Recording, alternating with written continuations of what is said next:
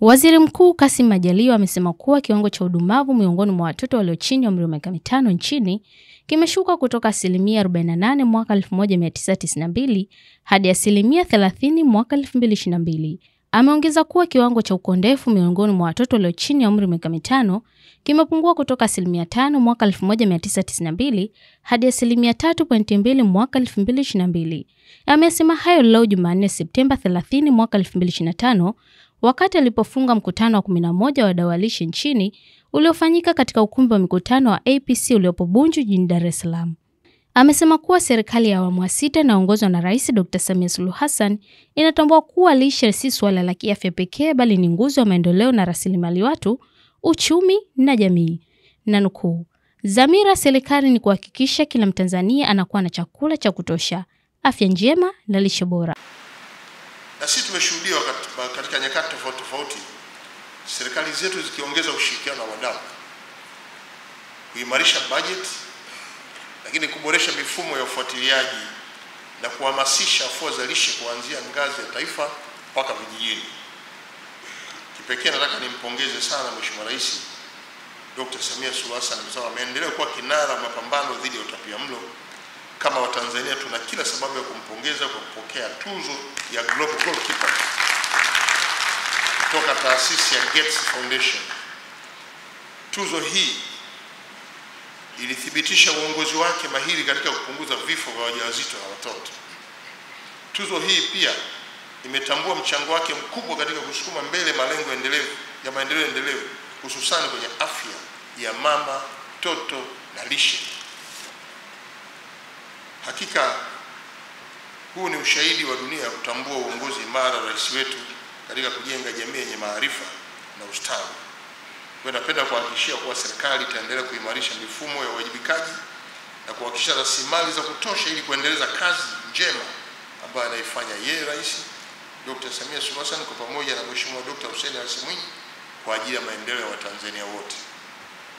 Nafasi yetu sisi kama wataalamu washikadau ni kuendeleza na kushauri serikali katika kuboresha mifumo, sera, lakini pia sheria na kanuni zinazokwenda kuongoza kwenda kupunguza matatizo ya kiafya ambayo yanatokana na kukosekana kwa lishe. Kadhalika, Mheshimiwa Majaliwa amesema kuwa Rais Dr. Samia Suluhu Hassan ameendelea kuwa kinara mapambano dhidi ya utapiamlo kwa kuhakikisha masuala ya lishe yanapewa kipaumbele kwa kuimarisha budget, kuboresha mifumo ya ufuatiliaji na uhamasishaji wa afya za lishe kuanzia ngazi ya taifa hadi vijijini. Nanukuu, jitihada hizi zilimwezesha kupata tunzo ya Global Goalkeeper kutoka taasisi ya Gates Foundation kutokana na mchango wake mkubwa katika kusukuma mbele malengo ya maendeleo endelevu hususan kwenye afya ya mama, mtoto na lishe. Katika hatua nyingine, Mheshimiwa Majaliwa amesema kuwa kiwango cha uzito uliozidi na uzito kupita kiasi, yaani kiriba tumbo, hasa miongoni mwa wanawake wa umri wa kuzaa kimeongezeka kutoka 28% mwaka 2015 hadi 37% mwaka 2022. Nanukuu, changamoto hii inaakisi mabadiliko ya ulaji wa mtindo wa maisha ulioikumba sio tu Tanzania, bali dunia nzima. Tunatambua lishe si swala la kiafya pekee, bali ni nguzo ya maendeleo ya rasilimali watu, uchumi na jamii. Ndio maana lishe tumeipa kipaumbele cha kitaifa na kuijumuisha katika ilani ya uchaguzi ya CCM itakayoanza kutumika mwaka huu 2025 mpaka 2030. Na imetamkwa pia kwenye dira ya maendeleo ya taifa ya mwaka 2050. Nchi yetu imeshapiga hatua kubwa sana katika kupunguza changamoto za utapiamlo kwa baadhi ya viashiria. Kiwango cha udumavu miongoni mwa watoto walio chini ya umri chini ya miaka 15 kimeshuka sana kutoka 48% mwaka 1992 hadi 30% kwa mwaka 2022. Lakini vile kiwango cha ukondefu miongoni mwa watoto walio chini ya miaka 5 kimepungua kutoka 5% mwaka 1992 hadi 3.2% mwaka 2022. Na kiwango cha uzito uliozidi na uzito kupita kiasi inaitwa kiriba tumbo kimekuwa kikiongezeka hasa miongoni mwa wakina mama wenye umri wa kuzaa ambapo viwango viliongezeka kutoka asilimia 28 mwaka 2015 hadi asilimia 37 mwaka 2022. Changamoto hii inaakisi mabadiliko ya ulaji na mtindo wa maisha ulioikumba sio tu Tanzania bali dunia nzima. Aidha, Mheshimiwa Majaliwa ametoa wito kwa wizara na taasisi zote za umma na binafsi kutengeneza rasilimali za kutosha kwa ajili ya afya za lishe na kuziweka katika mipango yao ya kila mwaka ili kuongeza uwajibikaji na uendelevu katika kutekeleza mipango iliyopangwa. Pia Mheshimiwa Majaliwa amezitaka taasisi za utafiti na vyuo vya elimu ya juu kuendeleza tafiti katika masuala ya lishe pamoja na kuhakikisha ripoti za tafiti hizo zinatumika kuboresha sera na mikakati nchini.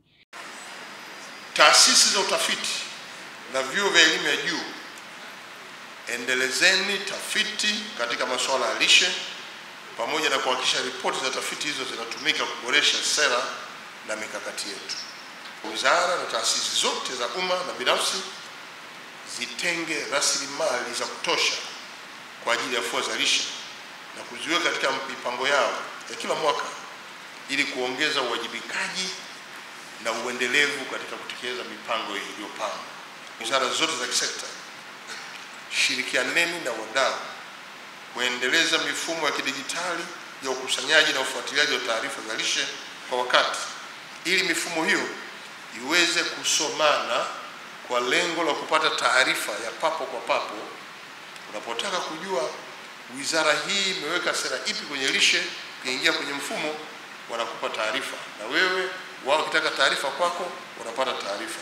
Kwa hiyo imarisheni sasa mifumo ya kidijitali ili ukusanyaji na upatikanaji wa taarifa zinazohusu lishe iwe rahisi kwa wadau wote. Kwa upande wake, Waziri wa Nchi Ofisi ya Waziri Mkuu, Kazi, Vijana, Ajira na Wenye Ulemavu, Ridhiwani Kikwete, amesema kuwa serikali itahakikisha kuwa wadau wote walioainishwa katika mipango jumuishi na masuala ya lishe wanaendelea kutekeleza majukumu yao. Na nukuu, hii ni pamoja kuwa na kuhakikisha kuwa wizara zote zinaingiza masuala ya lishe katika mipango ya bajeti kila mwaka.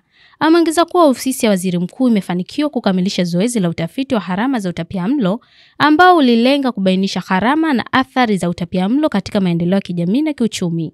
Na nukuu, matokeo ya utafiti huu yatatumika kama nyenzo muhimu ya uhamasishaji wa viongozi wa juu wa serikalini na watunga sera kupitia majukwaa mbalimbali ili kuchangia hatua zaidi katika mapambano kutokomeza utapiamlo hasa kwa watoto.